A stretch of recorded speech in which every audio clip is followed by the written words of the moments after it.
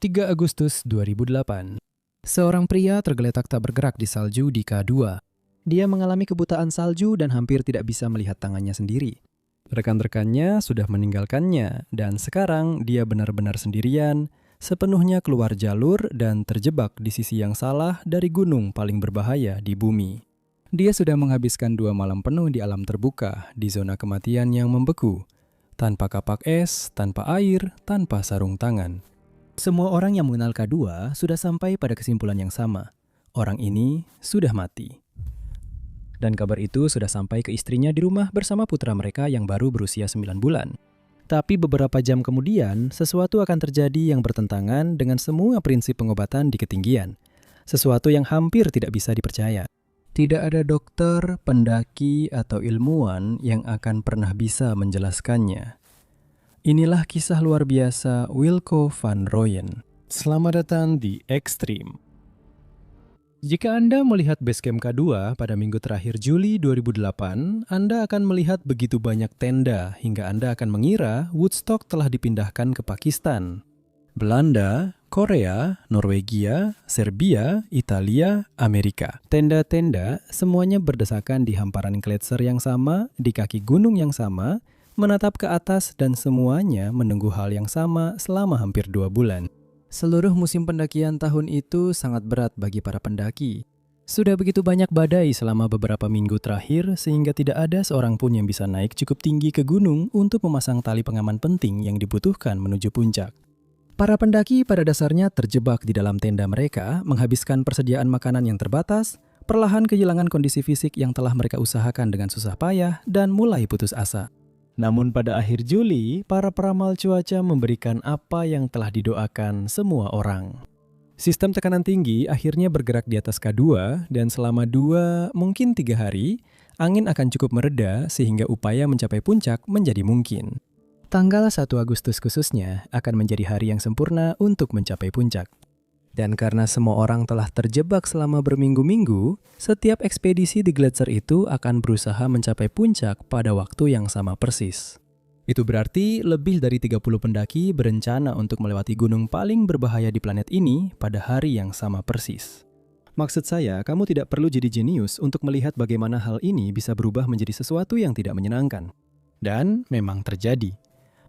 Salah satu pendaki yang sedang bersiap untuk melakukan pendakian adalah seorang pendaki gunung asal Belanda berusia 40 tahun bernama Wilco van Rooyen.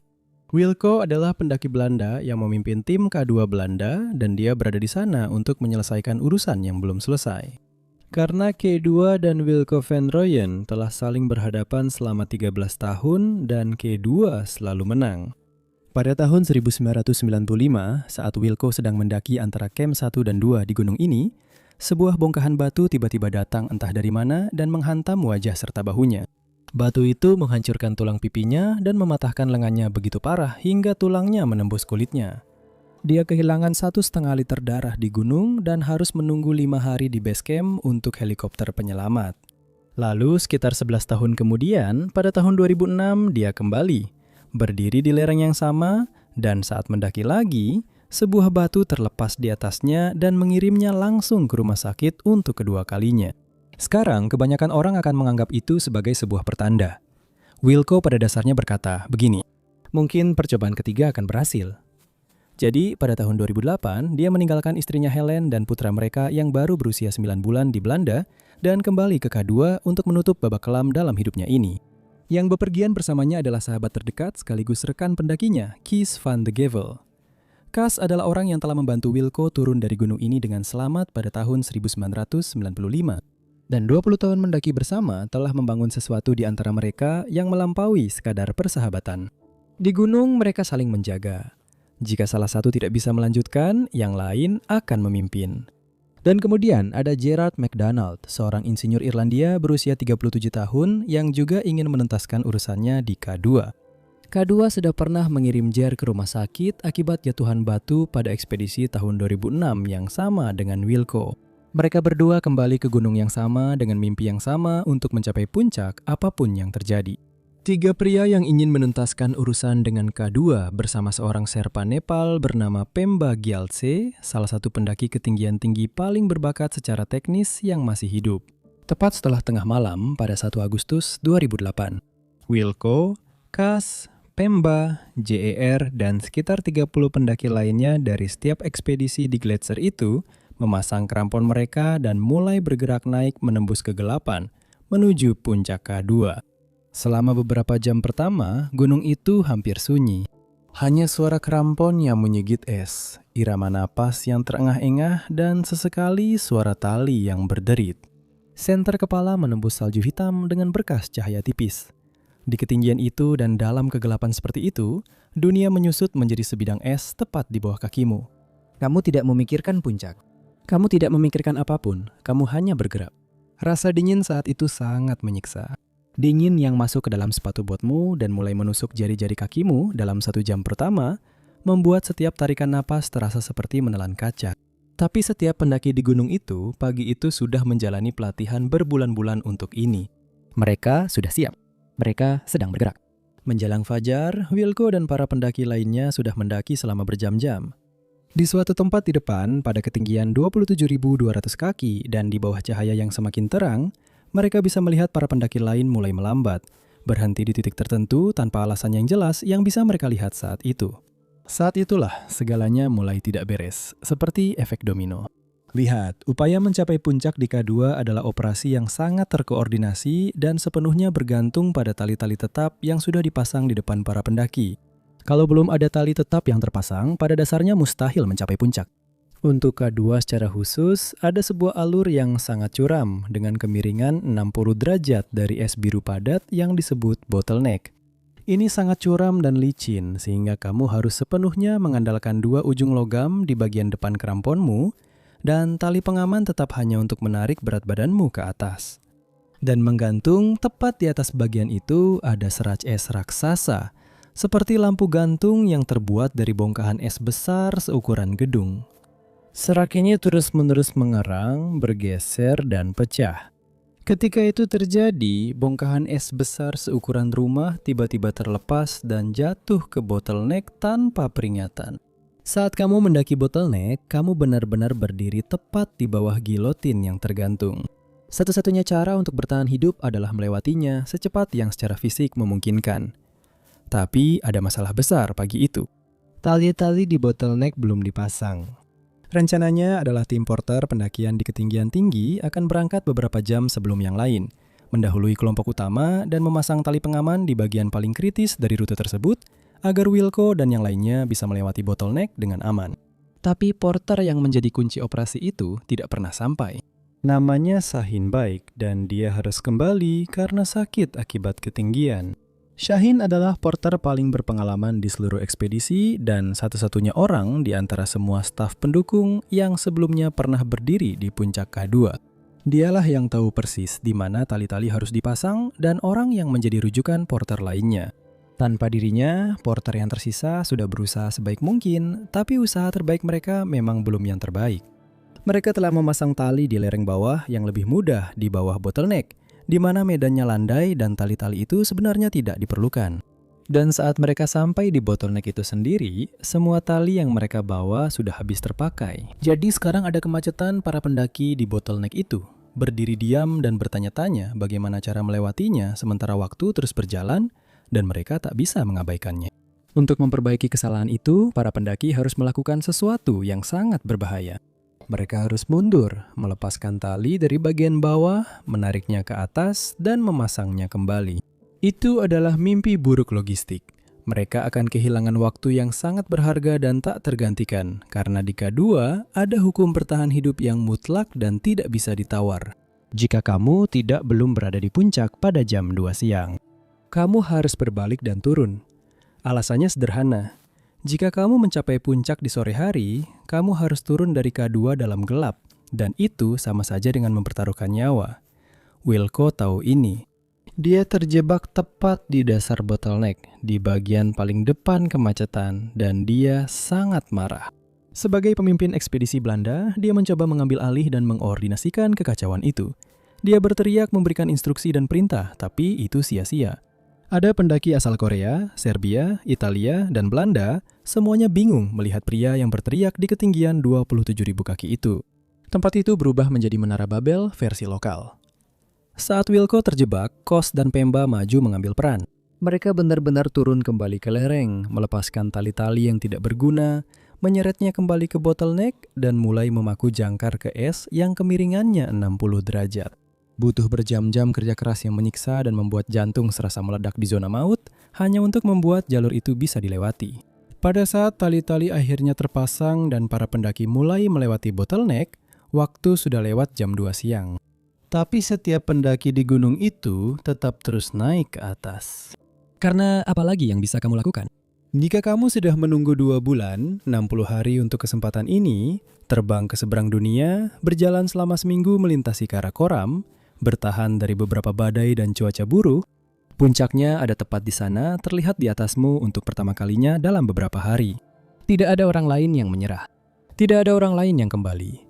Pada saat itu, di ketinggian itu, dengan obsesi yang mengalir di nadimu, jam 2 siang. Aturan mulai terasa kurang seperti logika dan lebih seperti saran yang dibuat seseorang di permukaan laut yang tidak mengerti apa yang diperlukan untuk sampai di sini. Jadi Wilco dan yang lainnya terus mendaki. Saat itu dia sudah kelelahan. Dia telah menghabiskan banyak energinya hanya untuk mencoba mengatur kerumunan yang kacau dan membeku. Dan dia terpaksa merangkak perlahan sementara yang lain terus naik, mendorong melewatinya. Pukul 3 sore, pukul 4 sore, pukul 5 sore, pada pukul 6 sore, beberapa pendaki baru saja mencapai puncak, tapi Wilco bahkan belum mendekat. Baru pada pukul 7 malam. 5 jam melewati batas waktu putar balik, barulah Wilco van Rooyen, Kees van de Gevel, dan Pemba Gjeldse berdiri bersama di puncak K2 pada ketinggian 28.251 kaki setelah 5 jam penuh. Puncak K2 pada ketinggian itu tidak terasa seperti berada di atas gunung. Rasanya seperti berada di tepi langit. Kamu benar-benar bisa melihat lengkungan bumi dari sini. Seluruh pegunungan Karakoram terbentang di bawahmu. Gunung demi gunung memudar ke dalam kegelapan. Sebuah pemandangan yang hampir tidak pernah dilihat siapapun di bumi dari sudut atau ketinggian seperti ini. Wilco berdiri di sana dan merasakan 13 tahun penderitaan lenyap dalam sekejap. Kees ada di sana. Pemba ada di sana. Tapi mereka tahu mereka sedang berdiri di atas bom waktu yang siap meledak. Matahari turun dengan cepat. Di ketinggian 28.000 kaki, kamu tidak duduk dan kamu sama sekali tidak menunggu. Bertahan di puncak itu bahkan selama 30 menit saat matahari terbenam, sama saja dengan hukuman mati. Mereka harus segera pergi. Tepat saat mereka bersiap untuk berbalik dan turun, sosok terakhir muncul di atas punggungan. Itu adalah Jer McDonald. Dia telah memaksakan tubuhnya sampai batas maksimal untuk mengejar timnya, tiba tepat saat cahaya terakhir tanggal 1 Agustus mulai memudar. Saat dia memeluk rekan-rekannya di ketinggian 28.251 kaki, air mata mengalir di wajahnya. Dia adalah orang Irlandia pertama dalam sejarah yang berdiri di puncak K2. Itu adalah pencapaian yang luar biasa. Mereka mengambil foto, mereka menelpon orang-orang tercinta dengan ponsel satelit mereka. Jer menelpon pacarnya, Annie. Wilco memandang lengkungan bumi dan merasakan kedamaian untuk pertama kalinya dalam 13 tahun. Lalu mereka melihat ke bawah dan kenyataan situasi mereka menghantam setiap orang pada saat yang persis sama. Saat itu matahari terbenam di salah satu lingkungan paling berbahaya di bumi. Kegelapan total akan datang dalam waktu kurang dari 1 jam. Mereka harus segera mulai turun dan semuanya harus berjalan sempurna. Tidak ada pilihan lain jika mereka ingin turun dengan selamat. Para pendaki mulai bergerak turun menembus kegelapan. Dengan lampu kepala mereka memancarkan cahaya tipis di tengah gelap, berusaha bergerak cepat turun dan melewati bottleneck. Namun dalam gelap, setelah perjuangan menuju puncak, dengan otak yang kekurangan oksigen dan tubuh yang telah bekerja pada batas maksimal selama 17 jam, itu adalah tugas yang hampir mustahil. Mereka bergerak seperti siput yang kelelahan, bergerombol, saling kehilangan satu sama lain dalam gelap. Perjalanan turun ini tak mungkin lebih buruk lagi. Lalu pada pukul 8.30 malam di bottleneck, gunung itu meledak. Bayangkan, berpegangan pada dinding es, licin dengan kemiringan 60 derajat dalam kegelapan total yang benar-benar pekat. Lampu kepala Anda nyaris hanya menembus 3 kaki ke dalam kehampaan. Anda sudah kedinginan, kekurangan oksigen, dan terhuyung-huyung karena kelelahan. Lalu tiba-tiba Anda merasakan getaran hebat dan dalam mengguncang langsung melalui paku baja pada krampon Anda. Sebelum Anda sempat menengadah, suara itu menghantam Anda. Itu tidak terdengar seperti es yang retak. Itu terdengar seperti kereta api yang jatuh dari langit. Ternyata gletser besar yang menggantung tepat di atas bottleneck itu akhirnya retak dan sebongkah es kuno sebesar gedung apartemen terlepas darinya. Jatuh langsung ke lorong sempit bottleneck, tepat di jalur para pendaki yang kelelahan. Mereka bahkan tidak bisa melihatnya datang dalam kegelapan. Mereka hanya merasakan hembusan udara beku dan hantaman balok es sebesar mobil yang jatuh menimpa. Itu benar-benar kekacauan yang menakutkan dalam gelap. Lalu, hening. Ketika gemuruh akhirnya berhenti, Wilco dan para penyintas lainnya dengan panik mulai saling memeriksa keadaan. Mereka memanggil nama-nama ke dalam kegelapan, tapi jawaban yang kembali tidak cukup. Korban pertama yang dipastikan dari serak adalah seorang pendaki asal Norwegia bernama Rolf Bay. Dia sebenarnya sudah berbalik hanya 300 kaki sebelum puncak dan sedang menunggu istrinya, Cecily, turun ketika es itu menghantamnya. Satu saat dia ada di sana, berikutnya dia sudah tiada. Tapi serak tidak hanya membunuh Rolf Bay. Itu telah melakukan sesuatu pada para pendaki di bottleneck sehingga ketika cahaya lampu kepala mereka menyorot, darah mereka seketika membeku. Tali tetap yang telah dipasang Kos dan Pemba selama berjam-jam pagi itu telah hilang. Es yang jatuh itu bertindak seperti pisau raksasa yang tajam dan benar-benar memotong tali-tali tersebut serta menyapu satu-satunya jalur aman untuk turun dari gunung. Tiba-tiba Wilco van Rooyen dan lebih dari selusin pendaki yang kelelahan pada dasarnya terdampar di ketinggian 27.000 kaki di hamparan es paling berbahaya di dunia tanpa ada jalan turun sama sekali. Kepanikan pun terjadi. Saya tahu, kamu mungkin berpikir, ya jelas mereka panik, apalagi yang akan terjadi. Tapi panik di ketinggian 27.000 kaki punya konsekuensi yang berbeda dibandingkan panik di permukaan laut. Beberapa pendaki yang putus asa untuk keluar dari zona kematian memutuskan untuk mencoba turun melalui es biru dengan kemiringan 60 derajat di bottleneck malam itu juga, tanpa tali pengaman sama sekali. Sayangnya, krampon mereka terpleset dari es licin itu dan membuat mereka jatuh ribuan kaki ke dalam jurang. Mereka lenyap ke dalam kegelapan. Wilco dengan panik mencari-cari timnya sendiri di tengah gelap. Dia mencari sahabat terdekatnya, Kees van de Gevel, dan serpa andalan mereka, Pemba Gjeldse. Mereka tidak jatuh, mereka hanya lebih cepat. Setelah mencapai puncak, Kos dan Pemba langsung bergerak cepat saat turun. Mereka berhasil turun dengan trepel lewat tali tetap di bottleneck hanya beberapa menit sebelum bongkahan es besar runtuh. Dia tidak tahu, tapi mereka saat ini sedang menuruni lereng bawah menuju keselamatan di Camp 4. Sama sekali tidak menyadari bahwa gunung itu baru saja meledak di belakang mereka. Itu berarti Wilco sekarang terpisah dari rekan-rekan tim terkuatnya. Dia menatap ke bawah ke dalam jurang yang gelap gulita di bottleneck dan membuat perhitungan yang brutal dan menakutkan. Jika dia mencoba turun melalui es itu sekarang, dia akan mati. Satu-satunya pilihannya adalah melakukan satu hal yang seharusnya tidak pernah kamu lakukan di zona kematian. Dia harus berhenti bergerak. Wilco bersama rekan setimnya Jer dan seorang pendaki Italia bernama Marco Confortola membuat pijakan kecil dan dangkal dari es di ketinggian sekitar 27.200 kaki di atas bottleneck. Mereka duduk, menarik lutut ke dada, dan bersiap untuk menghabiskan malam sepenuhnya terbuka terhadap cuaca ekstrim. Selama berjam-jam dalam kegelapan total, Wilco harus terus-menerus melawan tubuhnya sendiri yang sekarat. Dia menampar wajahnya dan menggoyang-goyangkan jari kakinya yang membeku di dalam sepatunya. Dia memaksa paru-parunya untuk menghirup udara yang sangat dingin dan tipis, sementara angin berusaha membekukan cairan di dadanya. Dia melakukan semua ini karena dia tahu tidur di zona kematian berarti tidak akan pernah bangun lagi. Di luar segala dugaan, Wilco berhasil bertahan hidup malam itu. Namun ketika matahari akhirnya terbit pada pagi hari tanggal 2 Agustus dan Wilco menengadah, dia sempat berharap sejenak bahwa dia tidak berhasil selamat, karena di sekelilingnya ada sesuatu yang tampak seperti di film horor. Para pendaki tersebar di mana-mana. Beberapa membeku kaku di tempat mereka duduk. Yang lain menderita penyakit ketinggian, nyaris tak bernyawa, sama sekali tidak mampu bergerak. Bottleneck itu dipenuhi bongkahan es sebesar mobil. Wilco bisa melihat rute kembali ke camp 4 hampir tidak bisa dikenali, dan kemudian dia kesulitan melihat jalan menuju tempat aman. Maksud saya, ini secara harfiah. Mata Wilco bermasalah. Penglihatannya mulai menjadi buram. Dia masih bisa melihat beberapa detail, tapi garis-garisnya tampak berkelok-kelok, seperti melihat melalui jendela yang berkabut. Dia langsung tahu apa yang sedang terjadi. Di ketinggian 27.000 kaki, atmosfer begitu tipis, sehingga hampir tidak menyaring radiasi ultraviolet sama sekali. Tanpa kacamata salju, sinar matahari yang ekstrim memantul dari es dan benar-benar bisa membakar kornea matamu. Ini adalah kondisi yang disebut kebutaan salju. Para pendaki menggambarkannya seperti merasa ada pecahan kaca yang dituangkan di bawah kelopak matamu.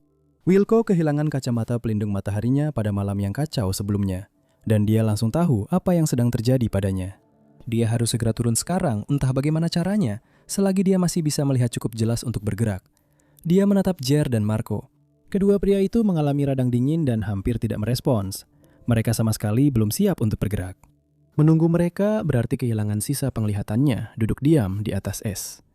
Jadi, dia membuat satu-satunya perhitungan yang memberi mereka kesempatan. Dia berdiri, memberitahu mereka bahwa dia akan pergi dan mulai turun sendirian. Dia tidak punya rencana dalam arti tradisional. Dia hanya tahu bahwa dia harus bergerak sekarang. Satu-satunya alternatif adalah tetap diam, dan tetap diam di ketinggian seperti ini sama saja dengan mati perlahan. Dia turun dengan hati-hati melewati puing-puing yang ditinggalkan oleh runtuhan es itu. Cahaya pagi membuat kebutaan salju semakin parah setiap menitnya. Lalu, di suatu tempat di lereng atas bottleneck, dia berhenti. Karena tepat di depannya ada 3 pendaki asal Korea. Satu orang duduk linglung di salju, nyaris tidak sadar. Yang kedua memegang tali dengan kedua tangan. Buku jarinya memutih, tubuhnya bergoyang.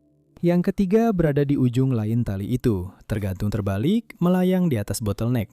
Wilco menatap mereka dan melakukan sesuatu yang tak bisa dipercaya. Dia memberikan sarung tangan cadangannya kepada pemandu Sherpa yang bersama tim Korea.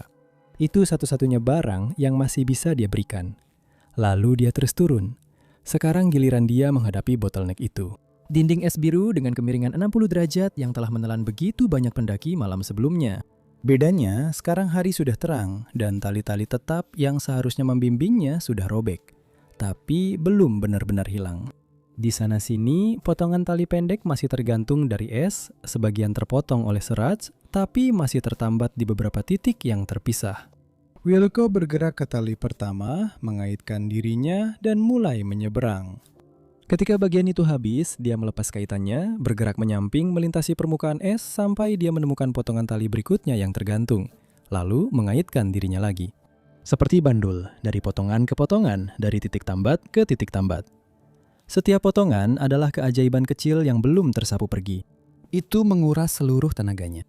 Penglihatannya kini hanya tinggal bentuk dan garis besar. Dia menavigasi dinding es yang hampir vertikal lebih banyak dengan rabaan dan ingatan daripada dengan penglihatan. Kremponnya mencengkeram permukaan, tangannya meraba tali di depannya karena matanya sudah tidak bisa sepenuhnya dipercaya. Tapi dia berhasil melewatinya. Di bawah bottleneck, sudutnya mulai landai dan Wilco terus maju, bergerak lebih cepat sekarang, didorong oleh satu pikiran saja. Camp 4 ada di bawahnya, entah di mana. Ia hanya perlu mencapainya. Namun, tak ada yang tampak seperti seharusnya di sekelilingnya. Lereng yang dia ikuti terasa berbeda dari yang dia ingat. Penanda-penanda yang sudah dia hafal selama 3 ekspedisi di gunung ini tidak muncul di tempat seharusnya. Dia terus bergerak karena berhenti berarti mati. Tapi setiap 100 kaki, medan yang dia lalui semakin asing. Dia belum tahu, tapi sebenarnya dia sudah berada di sisi yang salah dari gunung. Dia menuruni gunung selama yang terasa seperti berjam-jam, satu langkah demi satu langkah. Dunia di sekelilingnya berubah menjadi kabur putih dan abu-abu di matanya yang perih. Dia juga kelelahan, haus, lapar, dan kekurangan oksigen. Tubuhnya sudah tak punya sisa tenaga. Setiap langkah membutuhkan keputusan sadar karena kakinya sudah berhenti mengirimkan sinyal yang dapat diandalkan ke otaknya tentang apakah kakinya masih berfungsi dengan baik atau tidak. Dan tetap saja, Camp 4 belum terlihat. Pada suatu saat, Wilco berhenti dan melihat sekeliling. Benar-benar melihat ke segala arah, menyipitkan mata karena kebutaan salju pada bentuk-bentuk di sekitarnya. Tidak ada yang cocok. Garis punggungan di atasnya berbeda. Begitu juga lereng di bawahnya. Seluruh bentuk gunung terasa salah dengan cara yang tidak bisa langsung ia jelaskan. Lalu ia tersadar. Ia benar-benar tersesat. Dalam kondisi buta salju dan kekurangan oksigen, ia telah bergeser ke samping melintasi gunung. Jadi, alih-alih turun ke jalur menuju camp 4 tempat timnya menunggu, ia justru menyeberang ke sisi K2 yang benar-benar salah, sepenuhnya berada di jalur yang belum pernah digunakan timnya dalam ekspedisi ini. Dia pada dasarnya berada di tempat terakhir yang akan terpikirkan oleh tim penyelamat untuk mencari. Nah, begini. Setiap bulan saya membuat satu video khusus untuk Patreon. Peringatannya sudah ada. Kamu tidak akan menemukannya di tempat lain. Jika itu yang kamu suka, tautannya ada di deskripsi. Kebanyakan orang dalam situasi seperti itu pasti akan langsung duduk. Sejujurnya, saya sendiri tidak yakin apa yang akan saya lakukan. Tapi Wilco menatap lereng di depannya dan membuat satu-satunya keputusan yang sesuai dengan siapa dirinya selama ini. Dia terus bergerak, selangkah demi selangkah, 5 kaki setiap kali, berhenti untuk beristirahat, lalu memaksa dirinya berdiri tegak lagi. Dunianya telah menyusut menjadi hamparan putih buram sejauh sekitar 1 meter tepat di depan wajahnya. Dan satu instruksi yang terus diulang-ulang oleh otaknya. Turun, terus saja turun. Stres fisik yang ekstrim, kelelahan mental, dan hipoksia akhirnya membuatnya kehilangan pegangan pada kenyataan. Halusinasi mulai mengambil alih. Dalam perjalanannya turun, dia melihat para pendaki hayalan berjalan di sampingnya di salju. Dia mendengar suara-suara yang jelas dan berbeda berbisik di tengah angin yang menderu, menawarkan teh hangat kepadanya. Dia akan mengulurkan tangan beku untuk mengambil cangkir yang tidak ada, hanya untuk meraih udara kosong yang membeku. Sementara Wilco berkeliaran dalam keadaan delirium di sisi gunung yang salah, dunia di bawah sana menyaksikan dengan ngeri. Berita telah tersebar secara internasional bahwa Srats telah runtuh. Media sudah menyebutnya sebagai bencana terburuk dalam sejarah K2. Di base camp, tim Belanda dengan panik mencoba menjalin kontak radio dengan lereng atas, menanyakan siapa yang selamat dan siapa yang tidak. Kas dan Pemba Sherpa secara ajaib selamat dari bottleneck dan berada dengan aman di camp bawah, tetapi mereka benar-benar hancur. Wilco tidak ditemukan dimanapun. Pada malam tanggal 2 Agustus, Wilco secara resmi dilaporkan hilang. Sementara itu, di lereng gunung, Wilco masih berjuang turun. Saat malam kedua tiba, dia menyadari bahwa dia akan menghadapi malam kedua di zona maut terbuka tanpa tenda, kantong tidur, atau air. Dia terus berjalan dan menemukan sebuah ruang kecil di tonjolan batu di sisi selatan, lalu meringkuk di sana. Tubuhnya mulai memasuki tahap akhir saat berhenti berfungsi. Radang dingin parah dengan cepat menggerogoti jari-jari kakinya. Otaknya yang sekarat mulai dipenuhi dengan kehangatan aneh dan menenangkan yang dirasakan para korban hipotermia tepat sebelum ajal menjemput. Rasa sakit luar biasa akibat kebutaan salju perlahan menghilang, digantikan oleh rasa apatis yang berat dan membuat mati rasa. Dia mulai melayang pergi. Inilah akhirnya. Di bawah, di base camp, timnya sudah kehilangan harapan. Tidak ada seorang pun yang seharusnya bisa bertahan hidup selama 48 jam di zona maut tanpa perlindungan.